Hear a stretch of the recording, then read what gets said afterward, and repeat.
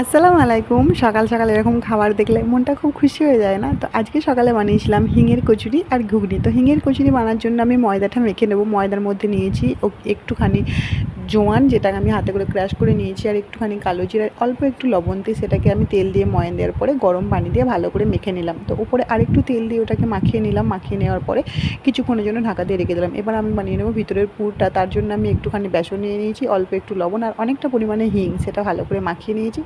এবার বানিয়ে নেব ঘুগনিটা। ঘুগনির জন্য তেলে দিয়ে দিয়েছি পেঁয়াজের পরে সমস্ত রকমের মশলা, আদা রসুন সমস্ত মশলা দিয়ে কষিয়েছি ভালো করে। তারপরে সিদ্ধ করা মটর আর আলুটা দিয়ে উপর থেকে একটু চানা মশলা ছড়িয়ে দিয়েছি। ব্যাস, খুব সুন্দর হয়ে গেছে। এবার কচুরি বানানোর পালা। তো আটার মধ্যে আমি ওই পুরটা ভরে ভালো করে প্যাক করে নিয়ে ভালো করে ওটাকে বেলে নিলাম গোল গোল, একদম বড় বড় করে। তারপরে তেলে দিয়ে দিলাম, গরম তেলে উল্টে পাল্টে বেশ সুন্দর করে লাল লাল করে ভেজে নিলাম। দেখুন কি সুন্দর লাগছে না? একদম দোকানের মতো হয়েছিল, দারুণ খেতে হয়েছিল। সকলে ভালো থাকবেন, খোদা হাফেজ।